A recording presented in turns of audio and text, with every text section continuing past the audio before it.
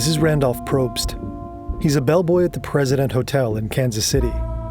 He just got sent to room 1046. The hotel's telephone operator told him that the phone is off the hook. Again. It's the second time he's been sent to the room that day. At 7 a.m., he knocked on the same door for the same reason. From inside the room, a deep voice told him to come in. But when he tried to open the door, it was locked. Assuming the guest was drunk, Probst shouted through the door to put the phone back on the hook and left. But the phone remained off the hook. So at 8:30 a.m., another bellboy, Harold Pike, was sent up to the room. When Pike knocked and tried to enter, he noticed something strange. The door handle turned freely, meaning it was locked from the outside. If it had been locked from the inside, the handle wouldn't have turned at all. So Pike used his passkey to enter the dim room. There, he found a naked man lying on the bed, breathing heavily. There was a dark spot on the sheets next to him, but with the shades drawn, it just looked like a shadow. Pike picked up the knocked-over telephone stand and placed the phone back in the hook. When he left the room, he locked the door from the outside, leaving it just as he had found it. Now it's 11 a.m., and once again, the phone is off the hook. Probst knocks 3 times, but there's no answer. So he uses his key and opens the door. Less than a meter in front of him is the naked man, crouching on his knees and elbows with his head in his hands. Probst turns on the light.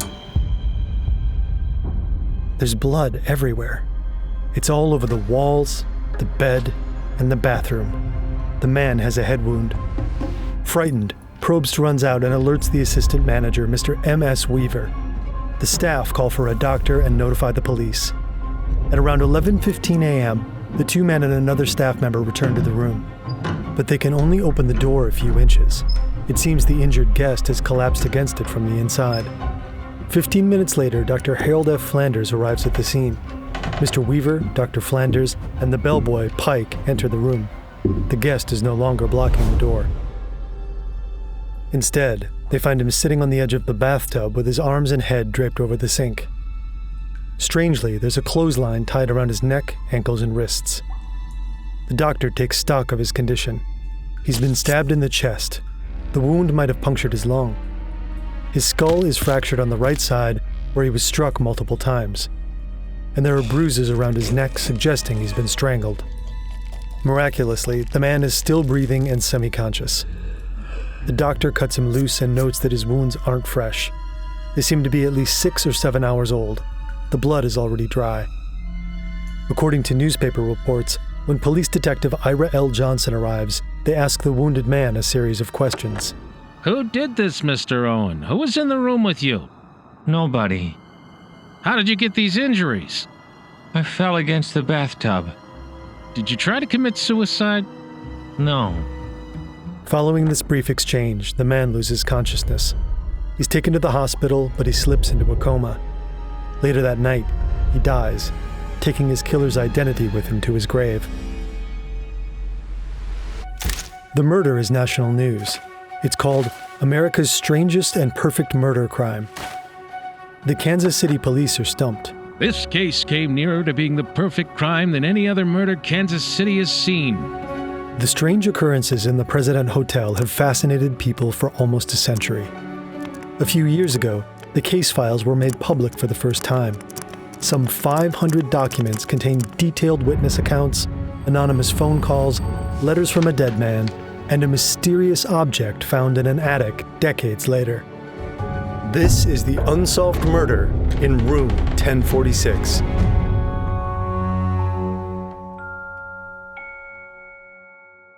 This video is largely based in the official case files of the Kansas City Police. Some details are based on research conducted by Dr. John Arthur Horner of the Kansas City Public Library, the first to gain access to these files. We also reference the 1943 article Mystery Murder, Room 1046 by the Newcastle Sun. Further sources can be found in the description. Oh, and yes, we fully recreated the room and hallway to bring this story to life for you.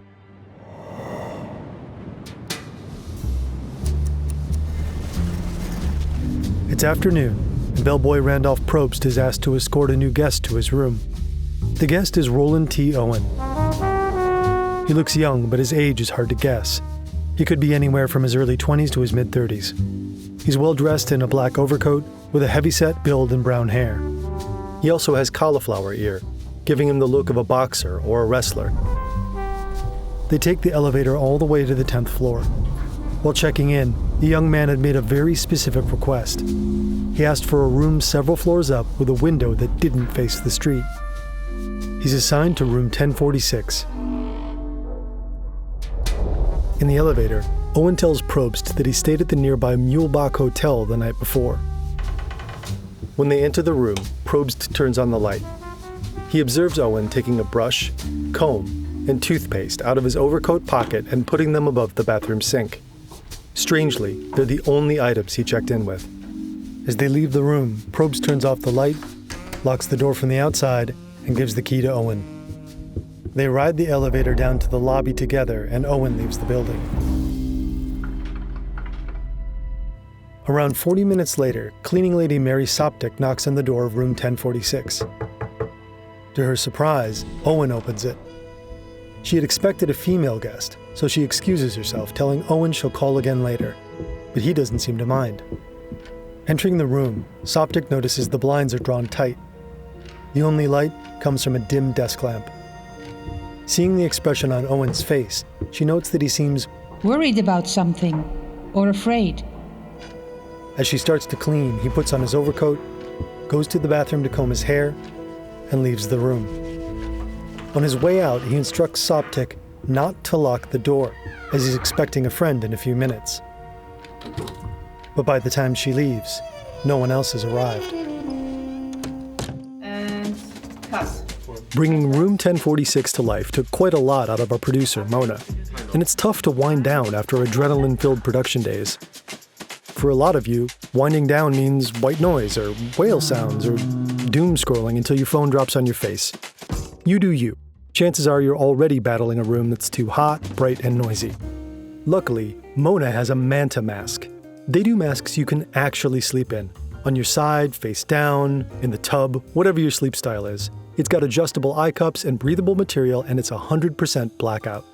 There are different masks to choose from. The classic sleep mask, pro mask, and sound sleep mask. This one's got built-in Bluetooth speakers, ultra thin, specifically for you side sleepers. No earbuds falling out at 3 a.m., no phone speaker waking up whoever's next to you. So you can keep listening to whatever's getting you to sleep tonight. Podcasts, true crime, a 24-hour loop of the theme from Friends, no judgment, and actually be comfortable while you do it. Go to mantasleep.com and use the code FERN10 for 10% off. Soptic returns to the room to deliver some fresh towels. The door is unlocked. Owen is lying across the bed in the dark. Walking in, she notices a note on the desk. Dawn, I will be back in 15 minutes. Wait. Soptic comes back to clean again the next morning. She unlocks the door and finds Owen inside, sitting alone in the dark. Then a realization hits her. I realized then, after I had unlocked this door, that the man had been locked in the room from the outside. If he had locked it from the inside, her key wouldn't have turned in the lock. While she's making the bed, the phone rings. Owen picks up the receiver and says, No, Dawn, I don't want to eat. I'm not hungry. I just had breakfast. Before hanging up, he repeats that he isn't hungry. After the call, he asks Soptic about her job and whether she's in charge of the whole floor. He mentions that he recently changed hotels. At around 4 o'clock that afternoon, she returns to deliver fresh towels. But this time, Owen isn't alone. As Soptic approaches the door, she hears 2 men talking in low tones. She knocks on the door. Who is it? It's the maid. I want to leave some fresh towels. No, we don't need any. We've got enough. Strange, she thinks. She didn't leave any towels in the room that morning. And the only reason the other man might lie is to keep her out of the room. Robert Lane is driving down 13th Street past Lydia Avenue when he notices a man running down the street toward him. It's a cold January night, but he's only wearing shoes, trousers, and an undershirt. Waving and shouting, the stranger asks Lane to stop. But when he approaches the car, he realizes his mistake. I'm sorry, I thought you were a taxi. Still, he asks for a ride. Will you take me to where I can get a cab? Lane agrees, and as the man hops into the back seat, he gets a closer look at him. There's a deep scratch on his left arm, and he's cupping his hands together, as if to catch blood dripping from a more serious wound. You look as if you've been in it bad. The man responds with a grumbled threat to his attacker. I'll kill that tomorrow. The statement sticks in Lane's mind. When they reach the intersection at 12th and Troost, the young man thanks him and jumps out of the car. He runs to a parked taxi, opens the door, and honks the horn, summoning the driver from a nearby restaurant. Elevator operator and stand-in bellboy Charles Blocker is clocking in for his night shift. Shortly after, a woman enters the elevator and asks to be taken to the 10th floor. Blocker recognizes her as a commercial woman who often frequents the hotel with different men. She's about 5'6", 135 pounds, with black hair, and she's wearing a black Hudson seal coat with a light strip of fur on the collar. She asks about room 1026, telling Blocker that she's looking for a client, a man who is usually very prompt in his appointments. But after a short time, she returns to the elevator, claiming she couldn't find him. Blocker takes her back to the lobby, and she leaves the hotel. After about an hour, she's back. This time, she's accompanied by a man. He's around her height, with a slender build. He's wearing a light brown overcoat, a brown hat, and brown shoes. They ask to be taken up together, this time to the 9th floor. At around 4:15 a.m., the woman returns from the 9th floor and leaves the hotel. 15 minutes later, the man she arrived with follows. On the way down, he complains to Blocker that he couldn't sleep. Then he leaves. It's the middle of the night, and hotel guest Jean Owen is lying awake in her room 1048. She's trying to sleep, but the noises coming from the room next door are keeping her up. She can hear multiple voices sounding both male and female. They're talking loudly and swearing. It's so loud, in fact, that she considers calling the front desk, but she decides against it. Eventually, she falls asleep. When she wakes up at 8 a.m., it's quiet. She eats breakfast and checks out, unaware that in the room next to hers, only a few hours later, a man will be found inches from death. Kansas City police detectives Ira L. Johnson and William E. Eldridge are at a loss. They've finished interviewing all the witnesses they could find, but their statements have led to more questions than answers. The front desk ledger at the President Hotel shows the victim signed in as Roland T. Owen from Los Angeles. But when they checked the ledger at the Mulebach Hotel, where he told staff he had previously stayed, he was signed in as Eugene K. Scott. The detectives contacted authorities in Los Angeles, but neither name could be found in any records. They're fake identities. They also pursued another lead, that the victim was a professional wrestler. A week after the man's death, a wrestling promoter from Arkansas named Tony Bernardi came to identify the body. At Melody McGilly Funeral Home, Bernardi positively identified the man as one who had approached him weeks earlier for work. According to John Horner, the name he had given was Cecil Werner, another alias leading to another dead end. Based on the accounts of the hotel's maiden bellboy, someone clearly locked the victim in his room. Was he being held prisoner? The Newcastle Sun claims that Owen likely didn't have the key to his room, as it wasn't found there after his death. And this wasn't the only thing that was missing. All of the victim's clothing, his toiletries, and the knife he was stabbed with had disappeared. Anything that could help the police identify him. According to Horner, all that was left behind was an odd collection of items. A necktie label, a hairpin, a safety pin, an unlit cigarette, and a small unopened bottle of diluted sulfuric acid. The only other clue the detectives found in the room were fingerprints on the telephone stand, likely a woman's. Possibly the same woman Jean heard arguing with two men on the night of the murder. It's plausible they were left there by the prostitute seen by the elevator operator, but she was never seen entering the room. Then there's the man she was with. Was it the same man who had been in the room earlier, talking quietly with Owen? Could that be Don, the man that he had talked to on the phone? The one that the note was for? Did they really have business on the 9th floor? Or did they take the stairs one floor up to avoid being seen entering the 10th floor via the elevator? Were they both present when Owen was bound and stabbed? After all, the doctor had estimated that his wounds were 6 to 7 hours old when he was found. This would mean that they were inflicted in the middle of the night, and that the victim had already been wounded when the bellboys came knocking that morning. But when the detective asked who had hurt him, the victim simply said, Nobody. Was he afraid? Delirious from his brain injury? Or was he maybe trying to protect his attacker? The account from Robert Lane, the driver, adds to the confusion. According to Horner, the detectives had him identify the body in the morgue, and Lane claimed that Owen was, in fact, the man he had given a ride to. But the detectives didn't think it was possible for the young man to leave the hotel and return dressed in his underwear. Not without somebody in the lobby spotting him. At the end of the day, the detectives have nothing. No murder weapon, no murderer, not even the victim's identity. Without any actionable leads, the investigation grinds to a halt. But then the strange calls start.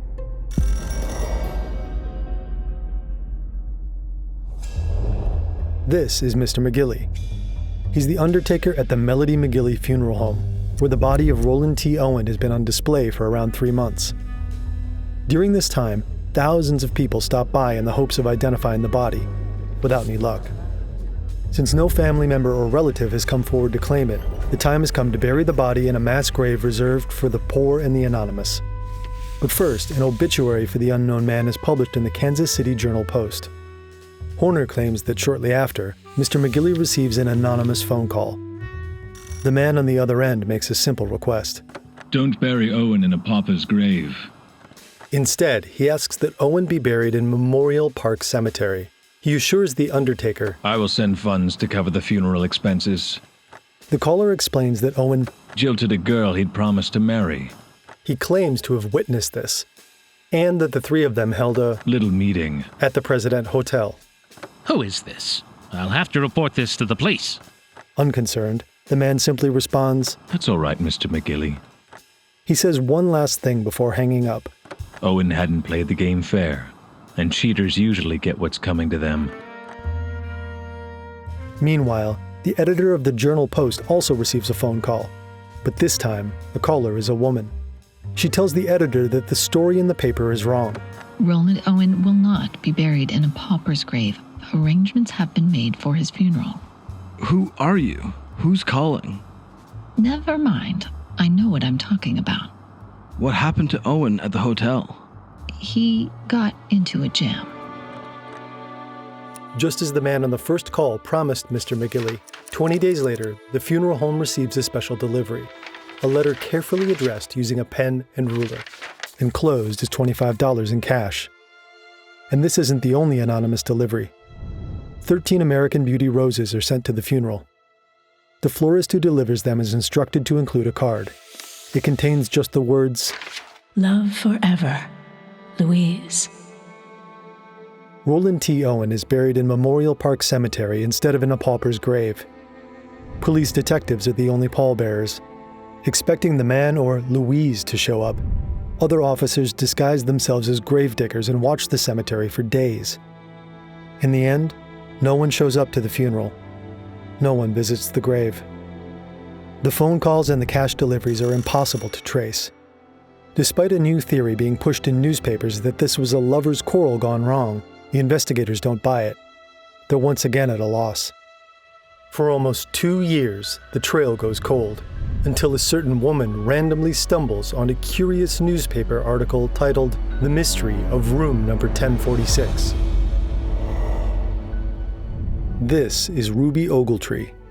She's looking at an article published in the American Weekly in May 1935. The article features a photo of a dead man, a man she recognizes immediately. The scar on his head is unmistakable. She remembers him getting it from a grease burn as a child. It's her son, Artemis Ogletree, who at the time of his death was only 17 years old. The article claims he was murdered over a year ago in January. The question is, if her son is really dead, then who's been writing to her all this time? In April of 1934, Artemis left his hometown of Birmingham, Alabama to hitchhike across the country with a friend named Joe Simpson. In late January 1935, Ruby receives a letter from her son. It's been a few weeks since he last wrote. His previous letters were always simple, telling her about his latest job prospects, his next destination, and the friends he was traveling with. I think that fellow I told you about was going to open a business and give me half interest in it has definitely made up his mind to open in the spring. He's about the best friend I have. He has a big Cadillac. We are going to Excelsior Springs next week in it. Artemis always wrote by hand. His writing was straightforward, with little exaggeration and few flourishes. But this letter is different. Ruby notices that it was written using a typewriter. As far as she knows, her son never learned how to type, but the letter says otherwise. I still practice on the typewriter when I get a chance. The big typewriter companies have branches in all large towns where you can practice all you want to. It's plausible that he could have learned, but it does strike her as suspicious. Reading the letter further, she finds out about his grand plans to head to New York, inspired by a conversation with a sailor. I was talking to a fellow the other day. He just got back from Europe, worked his way across and back on a big freighter. He implies that he wants to travel the world and head for Europe, but first he has to make it to New York. Conveniently, he gets a chance to do just that. A man wants me to drive him and his family to New York. The letter ends with a strange handwritten postscript. P.S. Don't worry about Artemis. Sorry to learn he's not coming home. Lem. Ruby receives the next letter several weeks later, this time from New York. Apparently, Artemis had driven the man, who he now identifies as Mr. Jordan, to the city. Jordan then helped him get a job, but it didn't work out. What stands out most to her is the letter's outlandish detail and unusual slang. I got poisoned on something I ate at some dump. I was laid up for a few days, and my stomach pained me a lot, but I finally got over that. Then I caught the flu and had to go to bed for almost 9 weeks, and I guess I was pretty sick. This is inconsistent. Elsewhere, he claims to have only been in New York for 6 weeks. After making excuses for not writing sooner, Artemis expands on his plans to work on a freighter. I think that I'll be leaving here in a few days to go on across the big pond. I understand it takes almost a month to get across, and maybe a few more weeks to unload the ship at different ports. He includes the address of a post office in Paris, telling his mother to send her letters to him there.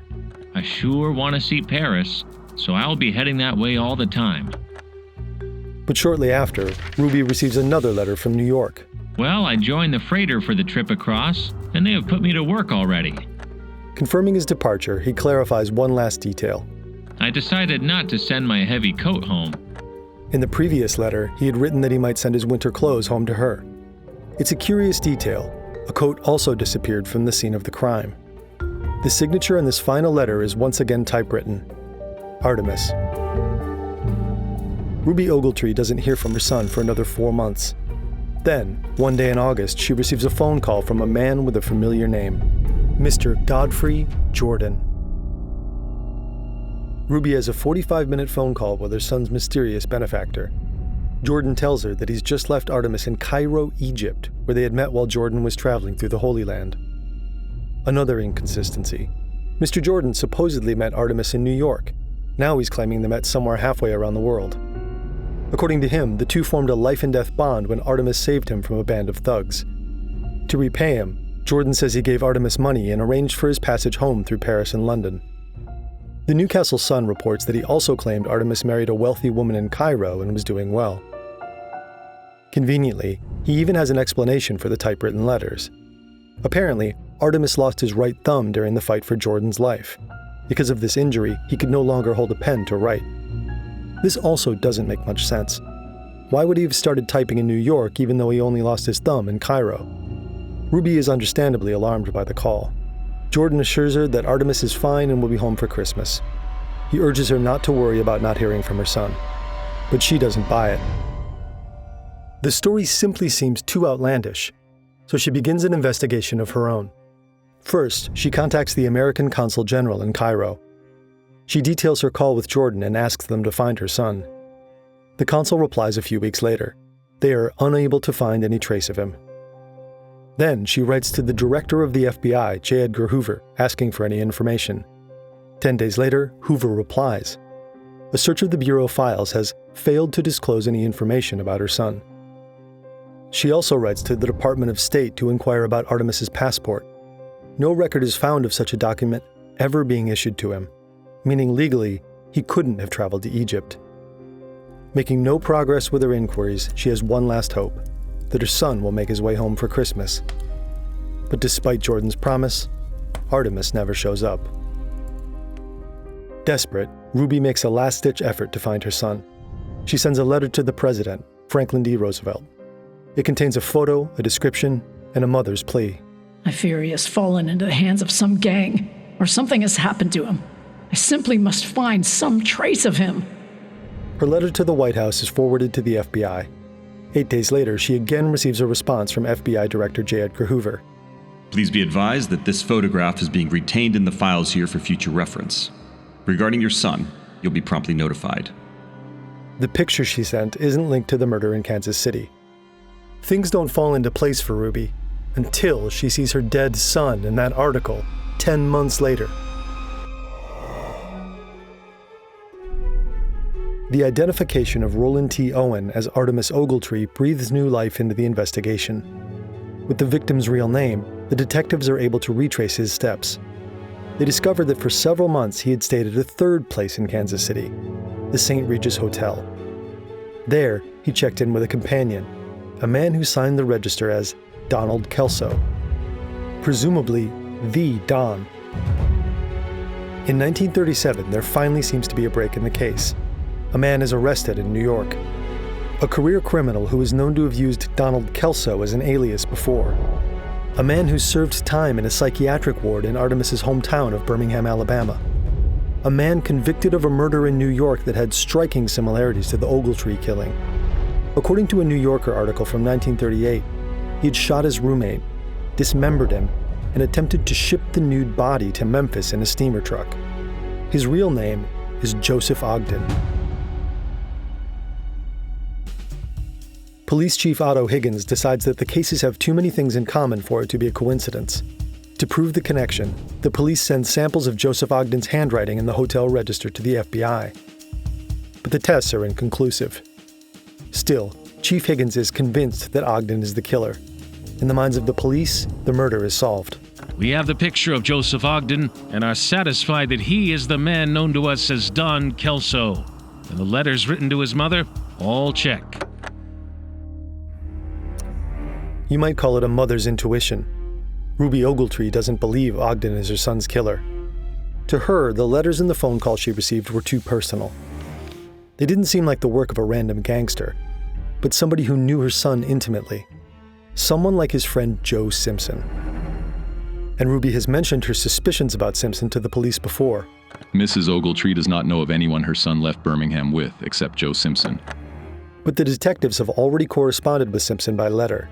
He claimed that he traveled with Artemis to Los Angeles, where they split up, never to meet again. Less than a month after Higgins writes that he's satisfied Ogden is the killer, Ruby writes to him again, urging him to look into Simpson.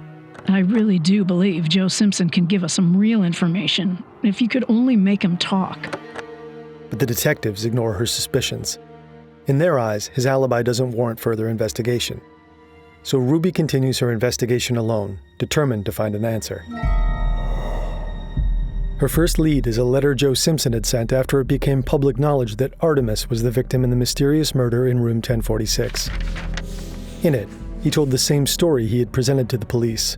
I was horrified to read of the atrocious slaying of your son. Artemis was a good boy, and I'm sure he wasn't involved in anything illegitimate. If there's anything I can do to aid in the solving of this case, I will be very glad to help.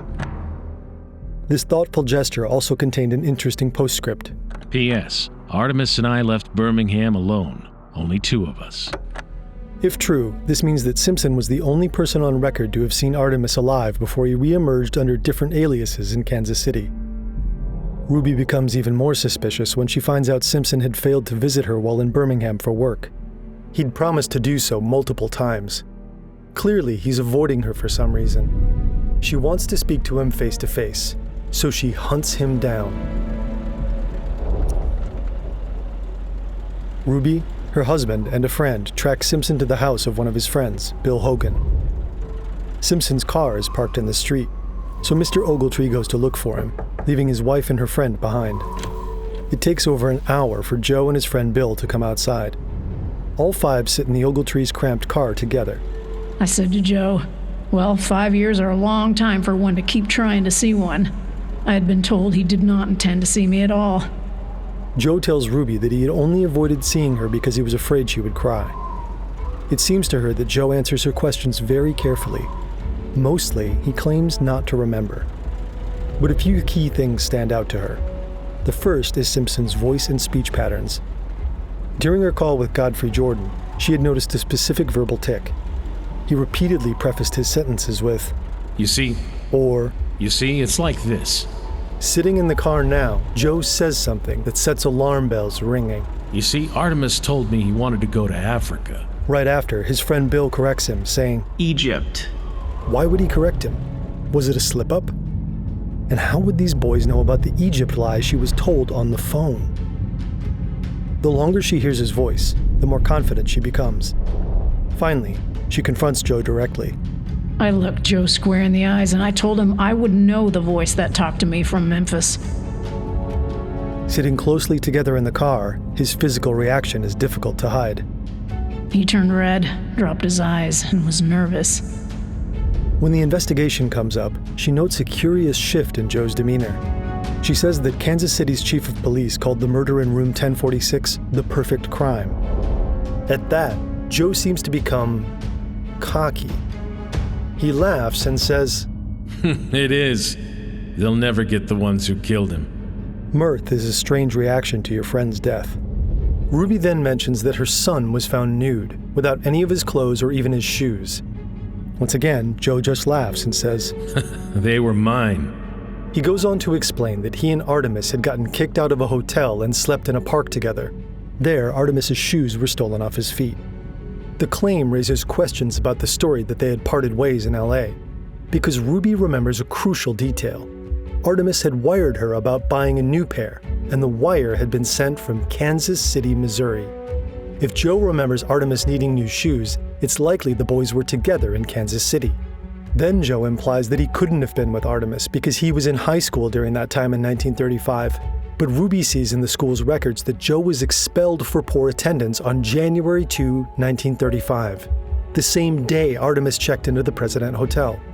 The records also show that Joe had been absent from school for a total of 21.5 days, meaning that he also could have been absent in the days before the murder. Finally, Joe claims to have stayed in touch with Artemis after they split up. He promises Ruby he'll send her a letter he received from Artemis, a letter he claims was badly typed. Ruby knows all the letters Artemis would have sent while he was with Joe were handwritten. The letters she'd received from the imposter after her son's death weren't public knowledge. Why does Joe claim that Artemis used a typewriter? Did he receive a letter from the same imposter? Or is he himself the imposter? In talking with the boy, Joe Simpson, I was reasonably convinced that he is the person that talked to me 7 months after my son was killed. Ruby never receives a letter from Joe after their meeting. When he fails to deliver on his promise, she writes up their entire conversation in detail and reports it to the Kansas City Police Department. But Joe is never prosecuted for the murder of her son. More than a decade passes. The murder in room 1046 is still unsolved. Then, in 1950, the FBI analyzes the handwriting samples from Joseph Ogden and Don Kelso again. This time, they come to a definitive conclusion. The handwriting doesn't match. Ogden was most likely not the killer. Donald Kelso is never identified. The case goes cold once again, until a final mysterious phone call is made, over 50 years later. Dr. John Horner is a researcher and librarian at the Kansas City Public Library. He claims that one day he receives an anonymous phone call from out of state. The caller recounts clearing out the possessions of an elderly person who had recently died. Among the things they found was a box. Inside was a collection of newspaper clippings about the murder of Roland T. Owen. But there's more. The box also contained something mentioned in the newspaper stories. Horner asks what the item is, but the caller refuses to identify it. Without giving their name, the caller hangs up and disappears.